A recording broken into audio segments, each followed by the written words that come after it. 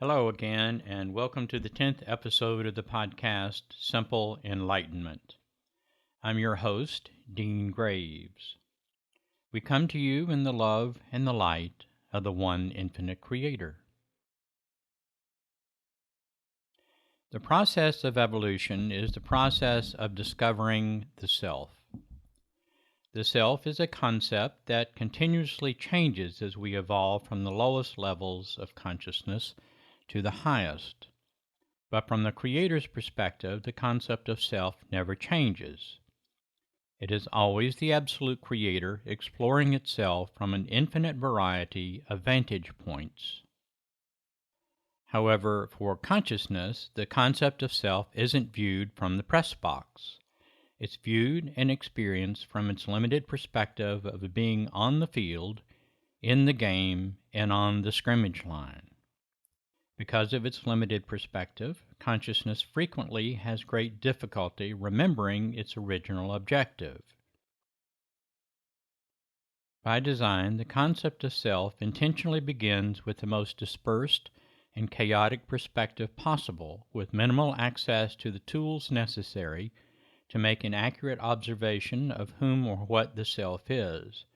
But consciousness always has the appropriate tools and resources necessary to accomplish the immediate evolutionary task in the density being experienced.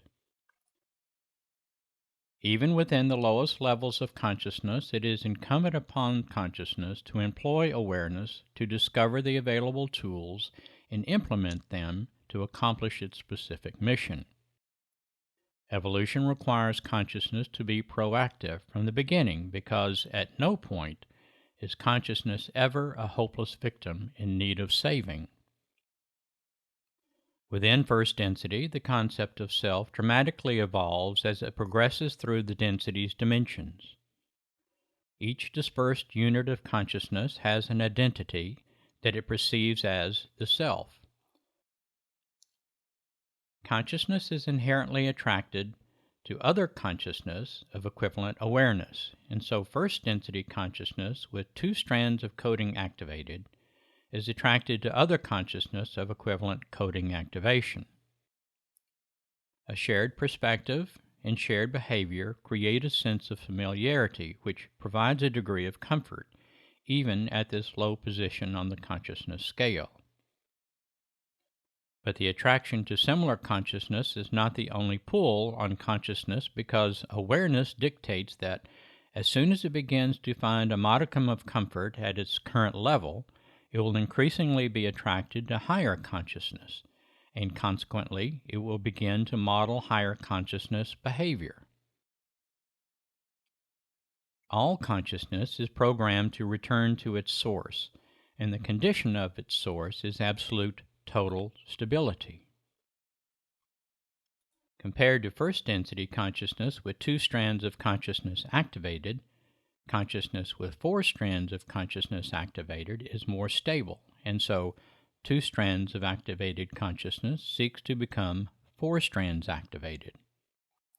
Even though consciousness with two strands activated finds comfort in the familiarity of bonding with other two strands of consciousness, it is simultaneously motivated to seek greater stability, and therefore it is inclined to change its behavior by mimicking consciousness with four strands activated, but its free will choice always guides its actions.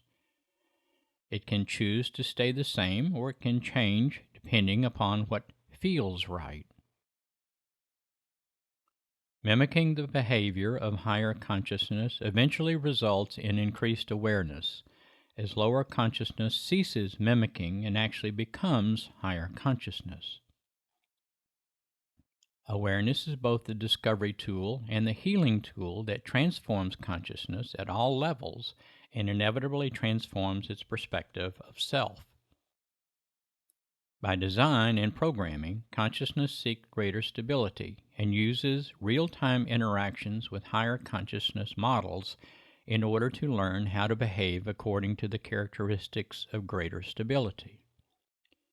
This is the experiential implementation of subject-object relationships resulting from consciousness's interactions. Experiencing the relative comfort of familiarity by bonding with other consciousness of equivalent activation, but simultaneously being programmed to seek greater stability, is paradoxical, and often creates an internal conflict that governs lower consciousness's willingness to change its perspective of self. The internal conflict is founded upon a lack of awareness, which fosters confusion between stasis and stability, and actually creates emotional pain and/or suffering. Stasis is staying the same, and it is desirable to lower consciousness because stasis is familiar, even though it may not be comfortable and shuns change. Seeking greater stability requires acceptance of change, which is the defining difference between stasis and stability. Until consciousness reaches the upper dimensions of third density or higher, the paradox of stasis and stability creates the emotion fear, which is the antithesis and a distortion of love. Consciousness becomes familiar with the prevailing emotional characteristics of the self, and through its experiences as its current self, it becomes familiar and relatively comfortable with the limits and capabilities of its prevailing limited perspective. In order to preserve its current condition and thereby not have to change itself, it attempts to exert a relative degree of control on the world around it in order to enable it to remain as it is without requiring a change. Relative control invariably will be manifested as some variable of force, either active or passive, which inherently includes deception and/or untruthfulness with the self and/or others. But in order to mimic and/or become higher consciousness, it must surrender its prevailing perspective of the self and its related characteristics, which require it to eventually surrender attempts to control or limit change by managing the world around it. In order to surrender the perceptions of self and experience self-honesty, every mind, body, spirit, especially in the foundational densities, third density, and lower dimensions of fourth density, must allow itself to become vulnerable. Consciousness becomes vulnerable by increasing its honest awareness of the self, which results in the eventual dissolving of false perceptions, cessation of clinging to stasis, and becoming open to change, thereby allowing it to experience greater stability. With every thought processed, consciousness at all levels is providing the opportunity to surrender a little bit of its stasis behavior in favor of greater stability. It is given the opportunity to surrender its prevailing perspective of self, intoxicated with free will and inclined to preserve its identity as a separate self, in favor of greater unity with the Creator. This is the choice of third density, but it is a process pervasive to all consciousness experiencing evolution. Third density is just the first level of consciousness's advancement through the evolution that includes the design for consciousness to have sufficient energy, awareness, and tools to effect lasting results.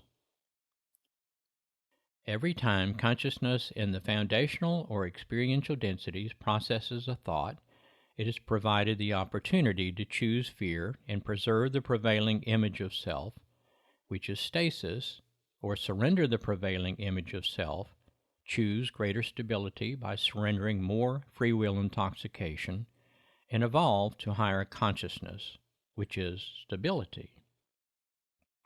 This is the process of a mind-body-spirit, either radiating love energy by aligning more completely with the higher self and surrendering its perception of a separate self, or absorbing love energy and separating itself by preserving its separate identity.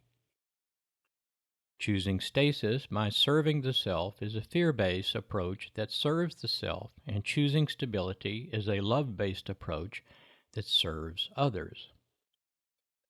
The perspective of a separate identity, reinforced by self-deception, Fear and absorbing love energy creates a perpetual cycle of chaos, sustained by repeating futile efforts to manage the world through force.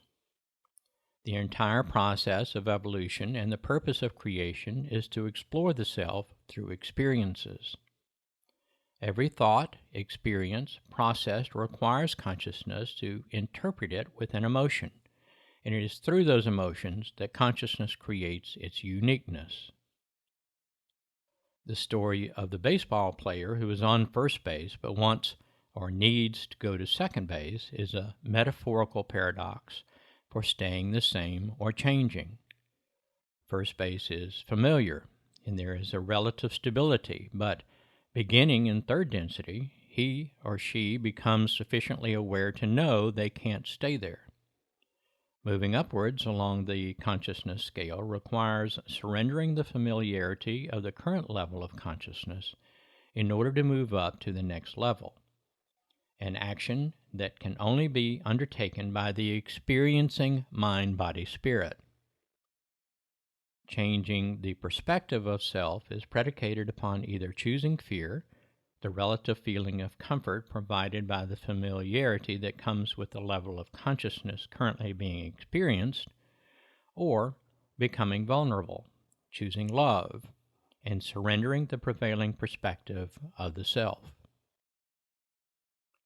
Surrendering the stasis perspective of the current level of consciousness in order to move to a higher level of consciousness and greater stability requires the transformation of the perspective of self. And the model for the new self is always available by mimicking higher consciousness.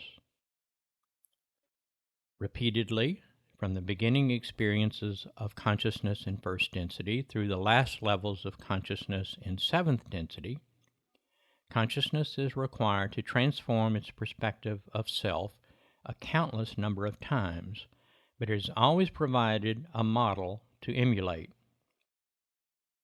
At each incremental step along the way, faith is required to surrender stasis at the current level in order to experience greater stability at the next.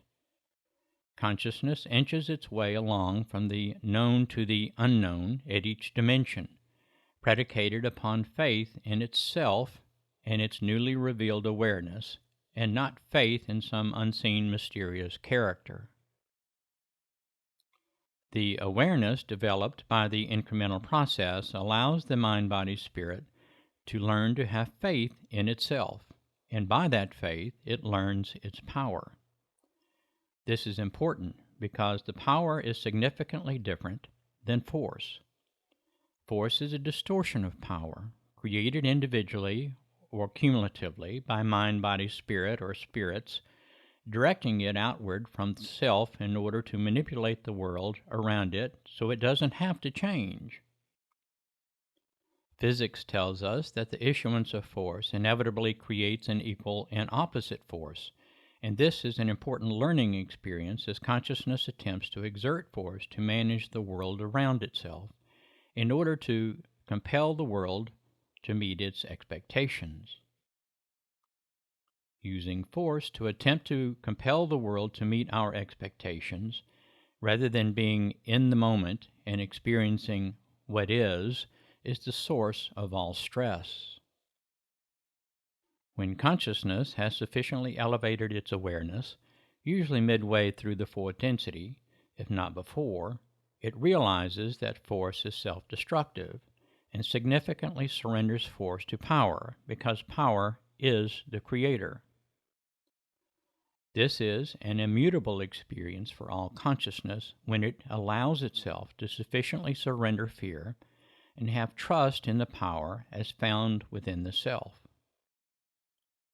Learning its own power and its unity with power is an important part of the process of exploring and learning of the self and, ultimately, the Creator. All consciousness in the foundational and experiential densities experiences creation as a mind, body, spirit. The spirit is the spirit of the higher self, which, in turn, is the spirit of eighth density, and which, again, in turn, is the one infinite creator. The spirit will remain inaccessible until such time as the mind surrenders sufficient identity to allow the spirit to emerge. When it does emerge, it will probably seem like an independent identity from the spirit of the higher self and actually a part of itself, because it perceives the spirit through the distorted lens of a lower consciousness. It recognizes the spirit for the first time through its mind, which is an event that usually occurs near the end of its third density experience, as it prepares to graduate to fourth density. The mind is a creation of spirit, the distorted lens through which it observes the spirit, the identity of the mind-body spirit, and the result of free will intoxication. The mind is the spirit that perceives itself as separate from the Creator and allows the mind-body spirit to co-create its experience by employing analogy to create its unique pattern of consciousness. Its pattern of consciousness is the distortion of the mind, beyond the free will distortion of the mind's separate identity called the ego, which uniquely exacerbates the distorted perception of self, shaped by how it has emotionally interpreted thoughts. It is the mind's processing of a thought that takes the thought or experience through the chakra system. The chakra system applies the emotion, which is the interpretation of the thought used to alter its pattern of consciousness, and prepares it for the next thought. Remember, creation is a point-in-time experience. A single thought is fully processed, and the fruit of that process modifies the mind-body spirit. The mind-body spirit that has just been modified attracts a new thought and perpetuates a cycle that modifies the mind-body spirit over and over again. With awareness, the mind-body spirit learns with each process and ceases vacillating back and forth along the consciousness scale, but still retains its uniqueness. The body is a creation of the mind, and the nature of the body is the result of the thoughts being processed, but it also provides feedback from the environment to the mind to aid in the mind's interpretation of the experience. When the time-space, mind-body-spirit experiencing the foundational densities, third density, or the lower dimensions of the fourth density projects an analog of itself into space-time, every thought process will include the body image of the lifeline as modified by its experiences. The body image is constantly altered as the mind-body spirit adjusts its pattern of consciousness and reflects those changes in its body image. The body is always a direct reflection of the nature of the mind-body spirit's pattern of consciousness. In first density, consciousness evolves from the chaos of unformed dispersion, floating within the concept of voluminous space to relatively stable unity as a cohesive planet by bonding with other consciousness. At every dimension along its way, consciousness is required to change its perspective of self and its perceived identity in order to create a new, higher consciousness identity. First density consciousness becomes codependent upon other consciousness so it may experience the relative stability available at this level, which requires it to surrender its self-identity numerous times in the process. The spirit of first density is the spirit of the higher self, which is inaccessible to the mind of first density because of its high degree of free will intoxication. The mind of first density is the mind of the elements, which is the result of the free will intoxication of the compartmentalization of the spirit, and the body is the physical element that we see, feel, hear, smell, and touch, which contributes to the mind's interpretation of thought. How the minds of the four elements work and bond together will be determined by its willingness to harmonize, and the resulting appearance and functioning of the planet will reflect its degree of harmony. Earth is a very harmonious first density experience. In second density, the evolution of consciousness picks up where first density ends and diversifies itself by forming a multitude of time-space species pools that project themselves into the environment of space-time as living organisms, initially dispersed as isolated units of consciousness that we recognize as single-cell plants and animals. Every species pool has its own mind, and every analog projection into space-time has its own mind that functions independently from the species pool.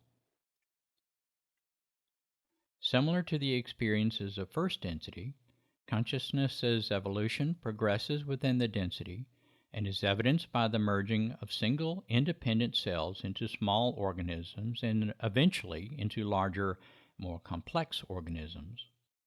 The perception of the self becomes more complex too because each species pool creates a perspective of self, and every analog projection into space-time also creates its own independent perspective of self. First density creates the environment of space-time, with significant diversity throughout the planet, and second density capitalizes upon the planetary diversity by varying the uniqueness of bodies of the plants and animals. More than any other foundational or experiential density, second density varies the body portion of the mind-body spirits as the basis of its exploration of the self, but this is necessary because of the limitations of the level of consciousness and its mind's limited capacity to become aware. Varying the nature of consciousness's experiences by varying the diversity of second density body types is relatively cumbersome when contrasted with the more nimble experience of primarily varying the mind in third density, but it accommodates the limitations of second density consciousness. Third density begins where second density ends, with consciousness assuming the form of an enduring time-space mind-body spirit that cumulatively preserves the nature of its experiences from multiple incarnate lifetimes and allows the perspective of the self to mutate and change over multiple incarnations. Thoughts processed by the mind become the primary instruments of change for consciousness's experience because the third density mind has a greater capacity to process thought. Consciousness begins third density as an absolutely clean slate, with its exploration of the self guided by the design constraints of the relevant archetypical mind. From its starting point, consciousness is tasked with becoming a unique pattern or ego from which to experience creation, constantly mutating and adjusting its perception of self as its awareness grows until it is able to significantly surrender its attachments to distortions in favor of truth. At each stage of the evolutionary process, consciousness relies upon feelings or emotions created by the chakra system as the mechanism to interpret experience. It is because of the chakra system that consciousness is able to employ the process of analogy to determine what it likes or doesn't like, and thereby creates the uniqueness of its pattern. Since third density is the first level of consciousness that cumulatively preserves the fruit of its experience, the chakra system assumes a significantly more important role, not only in individual experiences, but as a reflection of the cumulative progress of consciousness through the density's dimensions. Consciousness experiencing third density as a mind-body spirit has the first three time-space bodies activated, which means that intelligent energy is provided in the adequate quantity to power these three bodies. A single mind-body spirit simultaneously projects itself into multiple space-time analog mind-body spirits by allocating portions of its intelligent energy to each analog projection, usually in equal quantity. Each analog mind-body spirit projection follows a lifeline which it selects according to its prevailing pattern of consciousness from within a set of timelines, and experiences the events of that timeline by assigning an emotional value to every thought. Timeline thoughts are sequentially encountered one at a time by the incarnate mind-body-spirit because it is the next designed experience on the timeline, and it is held in the experience of the mind phase of the archetypical mind until an emotion is applied to it. The emotion can only be applied by the mind-body-spirit processing the thought, and results because of the prevailing nature of the distortions comprising its pattern. No experience or thought holds or brings any emotion with it, which means every experience or thought is emotionally neutral. The flow of intelligent energy energizes the chakra system, and emotions are felt because the energy flow encounters resistance, thereby promulgating one or more emotions associated with where within the system the resistance is felt for the mind to choose from and use to interpret the thought. Where intelligent energy encounters resistance within the chakra system is where there is an attachment to a distortion that is in need of healing or surrender. Every thought processed through the mind includes a message or a portion of a message that provides the experiencing mind-body-spirit with the opportunity to learn the lessons of the inherent characteristics and surrender a little more of its free will intoxication. It is incumbent upon the experiencing mind-body-spirit to become aware of what the message is, as it relates to its current pattern of consciousness, and by letting go, surrender its attachment to the distortion. The degree of resistance can be small or large enough to actually block the continued flow of energy through the remaining chakras. If it is small and not addressed, it is possible that it will continue to serve as an impediment to the free-flowing intelligent energy until it eventually becomes large. When it becomes large enough, it can actually alter the behavior of the mind-body-spirit by significantly lowering awareness until it seems that it is regressing along the consciousness scale. A third-density mind-body-spirit with a large degree of chakra system obstruction will remain a third-density consciousness, but behave as if it is a second-density consciousness. For example, during World War II, some members of the Nazi SS that were guards and/or executioners in the concentration camps were reported to experience sexual excitement and even orgasmic ecstasy over the torture and execution of the captives. The guards remained third-density or yellow-ray consciousness, but they behaved as if they were a severely distorted or second-density orange-ray consciousness. Consciousness behaving as orange-ray is a characteristic of individuals or groups relying upon bellicosity to manage the world, which is the cornerstone for mind-body spirits that are in the process or having polarized negatively. Large portions of the Earth's current population still function with these conditions, remaining third-density consciousness, but behaving as orange-ray or second-density consciousness.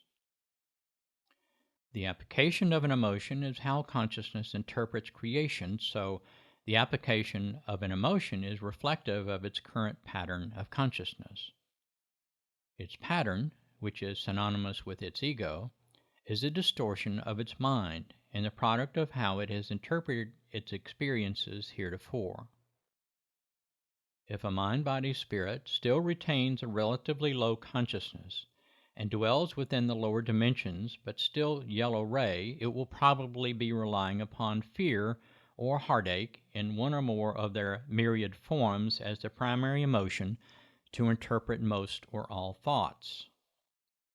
After an emotion is applied to the current thought, the thought continues on its journey through the structure of the archetypical mind.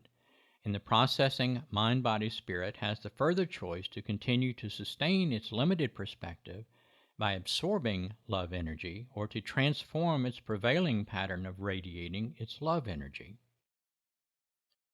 If the mind-body-spirit is aware, it will choose to change its pattern of consciousness, if only incrementally, by overriding its prevailing pattern and radiate its love energy. If it isn't yet aware, it will probably allow the constraints of the prevailing pattern and limited perspective to sustain its behavior of absorbing its love energy. When it is choosing to radiate its love energy, it is deciding to surrender its free will intoxication and evolve slightly closer in alignment with the oneness of the Creator. When it chooses to absorb its love energy, it is choosing to maintain or even enhance its free will intoxication and reject its alignment with the oneness of the Creator.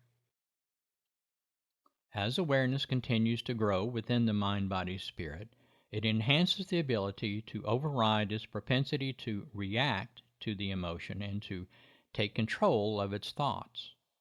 By doing this, it is learning of its power. And when it actually becomes awareness, its perspective of self dramatically transforms and takes control of the velocity with which it is able to heal the self and align more completely with the Creator. The nature of consciousness as experience becomes increasingly immutable because the process becomes more focused towards surrendering false perceptions and aligning more completely. But uniqueness is maintained because each mind-body-spirit approaches the process from its unique perspective of the self. The objective for the density is to learn awareness, and from that vantage point, learn the lessons of love. Consciousness has experiences, feels the emotion triggered, becomes aware that the experience is a message from something that needs to be healed, and surrenders or changes the condition within its pattern that needs healing. Awareness is both the discovery tool and the healing tool of what needs to be healed. Once the conditions have become healed and the mind-body-spirit is cleared of accumulated distortions, the mind-body-spirit will continue to have experiences and continue to apply emotions, but instead of reacting unconsciously and applying the emotional distortions representative of a lower consciousness pattern, it can respond to the experience with a more appropriate emotion and put it down once the experience is completed. Experience will continue to bring messages to the experiencing mind-body-spirit, but with awareness. It may use the experience to further advance its evolution by surrendering more of its free will intoxication, thereby raising its consciousness. The perspective of the self continues to transform with every thought, but instead of either regressing along the consciousness scale or continuing to vacillate between one step forward and one step back, an obvious forward momentum can be maintained and significant progress can be made.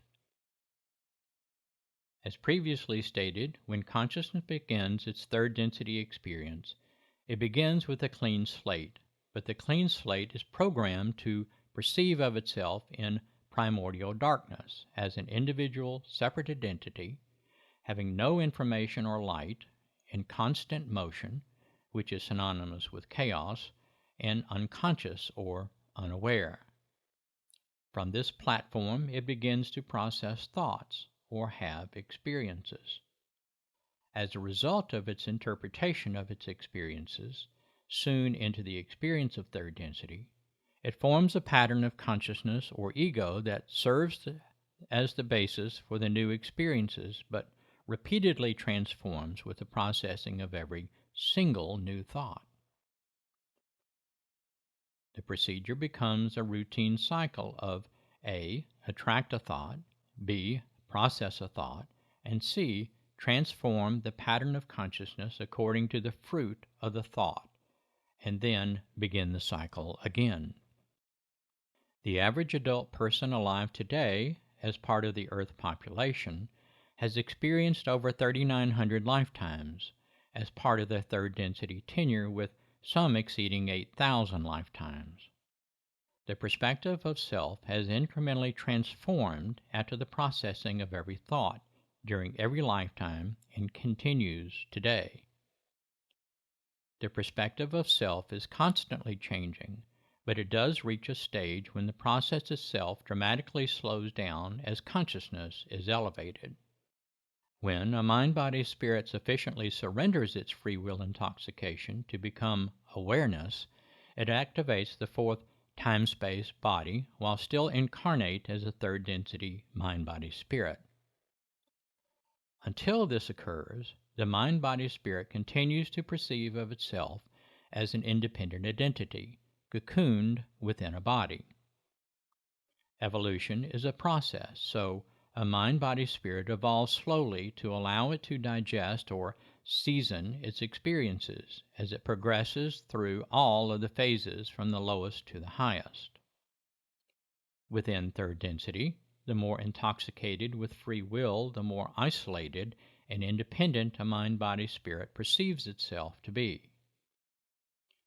While a mind-body-spirit remains within the lower dimensions of the density, it perceives other mind-body spirits as rivals and feels that it is in competition with all others for what it needs. What every mind-body spirit is pre-programmed to need is love, but it isn't preconditioned to feel what love should feel like. So it pursues an undefined conceptual goal, having to imagine what love feels like. We described in an earlier episode that while consciousness remains within the lower dimensions of third density, it competes with other mind-body spirits for energy, and every experience requires an energy exchange. When one mind-body spirit wins the competition for energy, it feels better, but when it loses in exchange, it feels worse.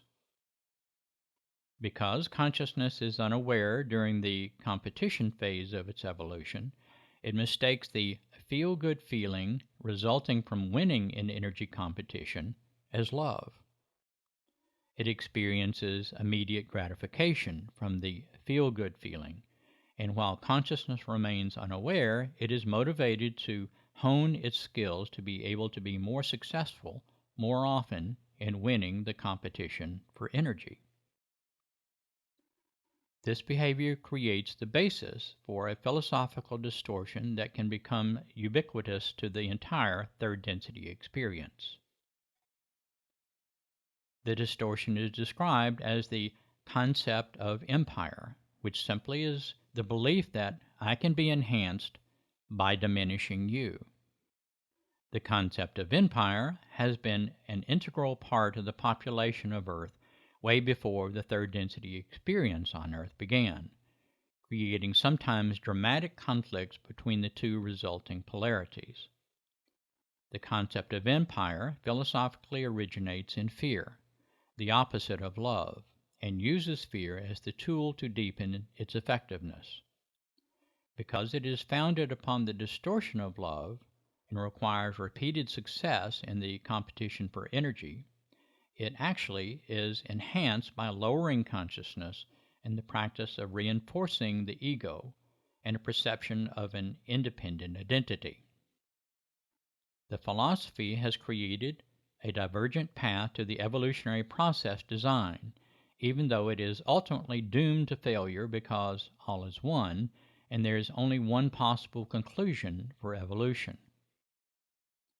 The concept of empire is the foundational behavior and philosophy that established the contrasting option for the choice of third density, where a mind-body spirit either pursues its separation from the Creator by dominating and subjugating others in order to steal their energy, or chooses to align with the Creator and reject the deception of those polarizing service to self.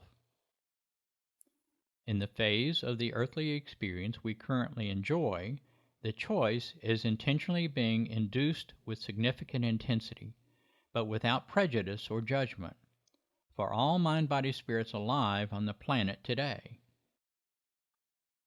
The third density experience on Earth has ended, and those beings that are still incarnate, that have not qualified for graduation, still have the opportunity to do so, but making the choice of polarizing service to self or service to others is imperative.